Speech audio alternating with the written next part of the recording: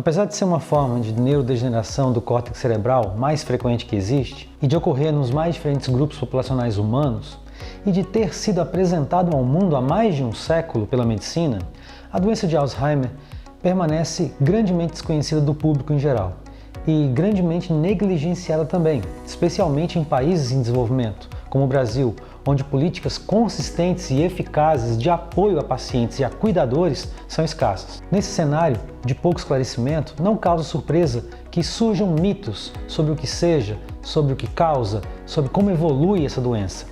Falaremos, portanto, sobre 4 mitos dentre os mais comuns que costumam envolver a demência de Alzheimer, conforme apontados como relevantes pelo National Institute of Aging, que é o braço no NIH norte-americano para pesquisas e para educação sobre envelhecimento.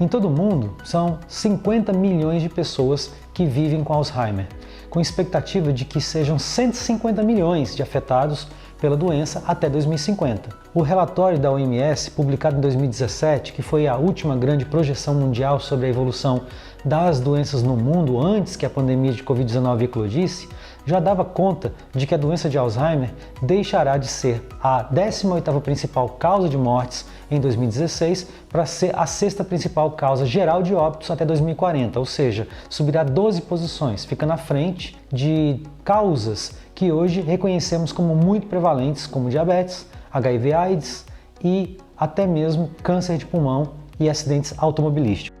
E estamos falando aqui de causas globais, somando-se todos os estratos etários juntos, e não considerando apenas os idosos. Não há doença crônica no mundo cuja prevalência tenha avançado de forma tão galopante no passado recente, ou que esteja a avançar tão velozmente no futuro projetado e que supere as projeções feitas para a doença de Alzheimer. As fases e os sintomas mais característicos do Alzheimer já foram revisados aqui por nós em outro vídeo anterior aqui do nosso canal e por isso não serão repassados agora. Mas cabe discutir uma noção já discutida, de que pouco se sabe de concreto sobre o que genuinamente dispara as desordens bioquímicas cerebrais que caracterizam a doença de Alzheimer.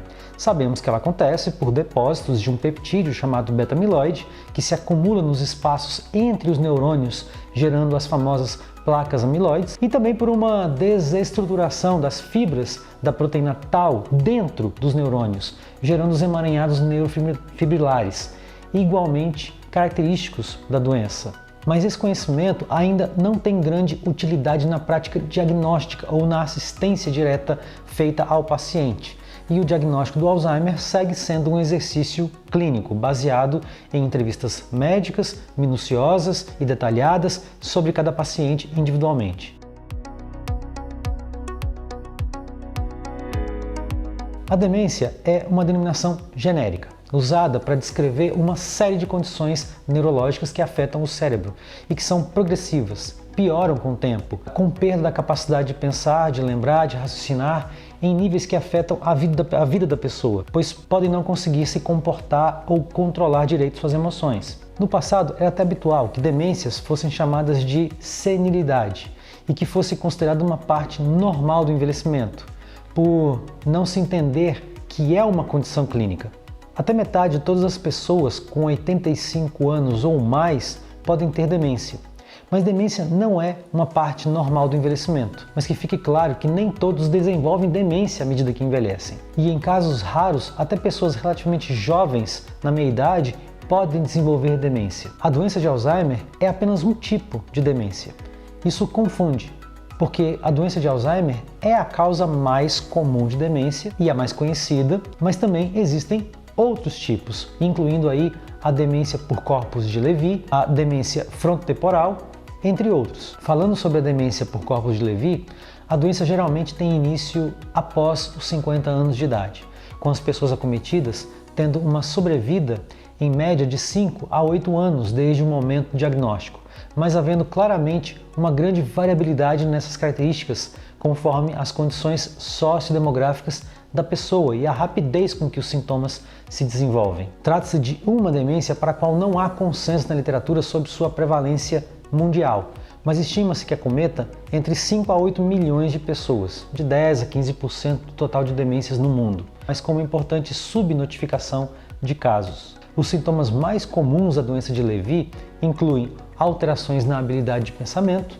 mas também problemas com atenção e com o planejamento de tarefas, e na resolução de problemas e no raciocínio. Talvez o mais distinto nessa demência sejam 3 aspectos marcantes. Primeiro, as mudanças imprevisíveis na capacidade de se concentrar, de prestar atenção, de estar alerta, que podem flutuar, aparecendo e desaparecendo em questão de dias. Em segundo lugar, alterações da movimentação da pessoa, como tremor ou rigidez muscular, que lembram o parkinsonismo, que tem a ver com o fato de essas doenças estarem relacionadas com depressão dos mesmos neurotransmissores, principalmente dopamina e acetilcolina. E em terceiro lugar, com episódios de alucinação visual, principalmente, que ocorrem em até 80% das pessoas com essa demência, que podem ser confundidas com um episódio de delírio. Em termos comparativos com a forma clássica do Alzheimer, o que é importante é saber que a demência de Levy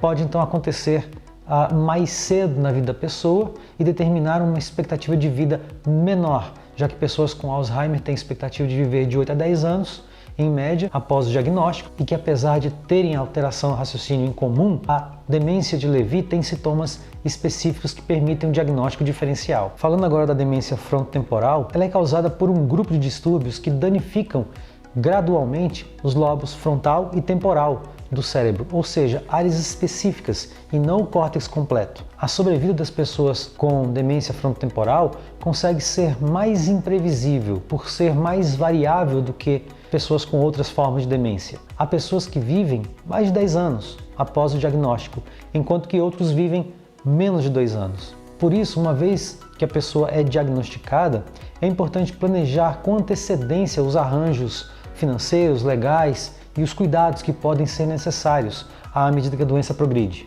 A demência frontotemporal é mais rara que as outras formas de demências apresentadas aqui, mas tende a ocorrer em uma idade mais jovem, com cerca de 60% das pessoas com demência frontotemporal sendo diagnosticadas entre os 45 e os 64 anos de idade. Os danos cerebrais da demência frontotemporal causam mudanças no pensamento e os sintomas podem incluir também comportamentos incomuns, completamente fora do habitual daquela pessoa, normalmente acompanhados também de arroubos emocionais e que podem acontecer junto de problemas de comunicação e de dificuldades também de caminhar. Os sintomas de demência frontotemporal podem incluir comportamentos impróprios e impulsivos, que podem incluir mudança nas preferências alimentares e até mesmo uma certa compulsão alimentar, bem como também o aumento do interesse por sexo. Também podem envolver falta de interesse pelas outras pessoas, passando a agir sem consideração ou empatia,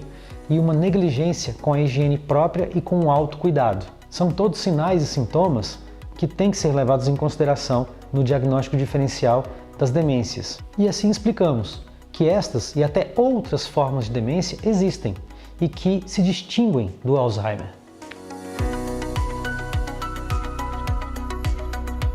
Muitos idosos naturalmente se preocupam com a memória e outras habilidades de pensamento. Elas se preocupam por levar mais tempo do que antes para aprender coisas novas, ou às vezes podem esquecer onde deixaram alguma coisa, ou perceber que deixaram de pagar uma conta. Essas mudanças geralmente são esquecimentos leves e naturais, quando são ocasionais, episódicas e não comprometem a capacidade geral da pessoa de continuar cuidando de si própria e das tarefas habituais do dia a dia. Quantas não são as pessoas jovens que de vez em quando também não esquecem alguma coisa, um compromisso ou perdem as chaves do carro e só vão encontrar horas depois. Portanto, os mesmos episódios acontecendo com uma pessoa idosa não devem causar estranheza e um pouco mais de frequência nesses episódios, sem que eles comprometam a segurança e a funcionalidade da pessoa, podem até ser consideradas como normais no envelhecimento. Especialmente quando a pessoa se encontra numa fase de vida mais relaxada, despreocupada, sem tantos compromissos fixos no seu dia a dia. Numa entrevista clínica, há até que se avaliar se a pessoa já não era assim mais desligada das coisas antes de envelhecer. Porque se já era assim, então a pessoa não se tornou esquecida das coisas com o envelhecimento. Ela está apenas perpetuando, o seu comportamento habitual, natural mesmo dela. Problemas de memória se tornam mais sérios quando surgem e se instalam ao ponto de inviabilizar a vida, tornar difícil fazer coisas cotidianas, como dirigir um automóvel, usar um telefone e encontrar o caminho de casa quando se está na rua. Existem alguns sinais que podem ser úteis na hora de conversar com um médico e que podem ser relatados tanto pela própria pessoa quanto por um familiar próximo e que incluem, por exemplo, relato da pessoa se perder em lugares que antes ela conhecia bem, eram familiares. Ou perceber que está com problemas para seguir uma receita ou algumas instruções, ou começar a fazer confusão frequente sobre as horas do dia, ou sobre as pessoas, ou sobre os lugares, e a relaxar com os cuidados próprios, com a higiene pessoal, e com os cuidados que antes eram habituais e que tinha consigo mesmo. Pode também ser preocupante quando ela começa a confundir sobre as medicações que costuma utilizar, por exemplo, ou a começar a ter comportamentos de forma insegura na execução de tarefas que antes eram cotidianas, ou também ter insegurança na tomada de decisões novas. Vamos lá, esse é um mito que merece bastante atenção, pois envolve uma carga de ansiedade para as famílias. A chance de uma pessoa desenvolver a doença de Alzheimer é aumentada se a pessoa tiver certas variações alélicas na sua composição genética. Isso é conhecido. E alelo nada mais é do que o nome que a gente dá para uma versão de um gene.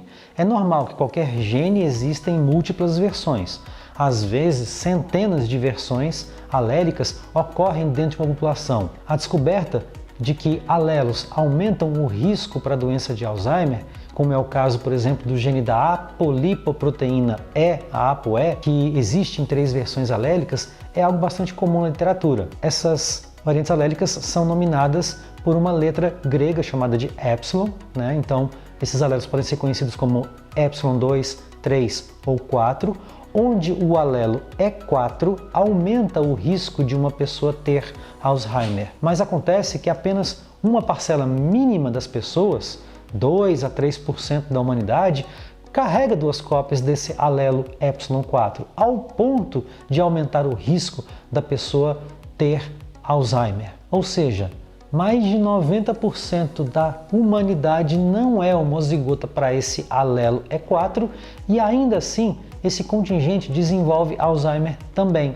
sendo inclusive a maior parcela, já que em termos absolutos responde pela maior parte da humanidade. E existe também a questão de que só o fato de ter o alelo epsilon4 não é suficiente para desenvolver a doença, já que existe uma proporção de homozigotos para esse alelo que envelhece muito bem, sem prejuízo cognitivo nenhum que desenvolva ao longo da vida. Portanto, mesmo na hipótese de pais serem portadores de um alelo de risco, isso não implica necessariamente que filhos herdarão a doença e torna clinicamente desnecessário qualquer iniciativa de se realizar uma pesquisa genética na família, até porque as orientações de prevenção que serão repassadas a alguém que tem os alelos de risco não vai ser diferente, não vai ser especial em relação àquelas recomendações que se passa à população em geral.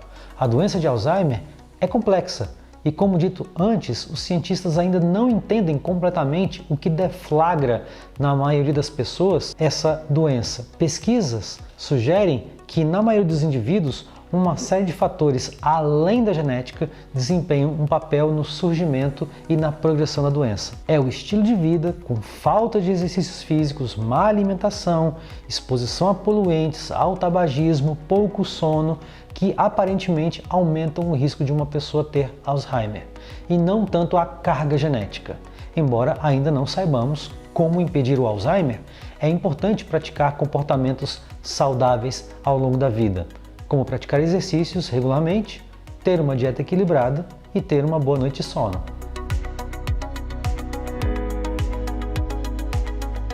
Falando de forma bastante simplificada e com ênfase aqui sobre as estratégias medicamentosas de intervenção, o tratamento dos sintomas da doença de Alzheimer pode proporcionar às pessoas algum conforto e preservar a independência por algum tempo adicional, de modo a encorajar o paciente. e também a ajudar cuidadores e familiares a lidarem melhor com os desafios da doença. Galantamina, rivastigmina, donepezila são inibidores da colinesterase, que assim são prescritos para sintomas leves e moderados do Alzheimer. Esses medicamentos podem ajudar a reduzir ou a controlar alguns sintomas cognitivos e até comportamentais, e uma pessoa que vive com Alzheimer pode responder melhor a um ou a outro desses medicamentos. Esses medicamentos podem ajudar a reduzir e a controlar alguns sintomas cognitivos e até comportamentais da doença. E uma pessoa que vive com Alzheimer pode responder melhor a uma ou outra opção desses medicamentos, compensando então que o paciente às vezes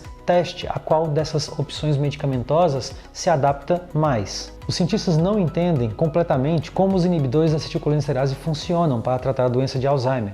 Sabe-se que eles previnem a quebra da acetilcolina, uma substância química do cérebro que se acredita ser importante para a memória e para o pensamento. À medida que a doença de Alzheimer progride, o cérebro produz cada vez menos dessa acetilcolina, ao ponto desses medicamentos perderem eventualmente seu poder de tratamento. E é importante que se afirme o seguinte: mesmo quando a doença progride para os seus estágios mais avançados e medicamentos que antes traziam alguma resposta agora já não mais têm efeito, ainda assim sempre há como tratar o paciente. Existem estratégias não medicamentosas de enfrentamento para ajudar a gerenciar os sintomas comportamentais da doença. A doença pode não ter cura, mas o paciente sempre terá tratamento. Como ainda há um desconhecimento generalizado sobre a doença e até um certo estigma que acompanha, não podemos nos esquecer de falar mais sobre as demências. Esse é o papel da SBGG: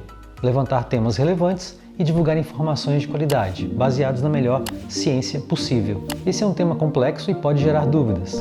Sinta-se à vontade de enviar suas perguntas, fazer seus comentários, que nós responderemos. Nos siga nas redes sociais e até o próximo vídeo. Até mais!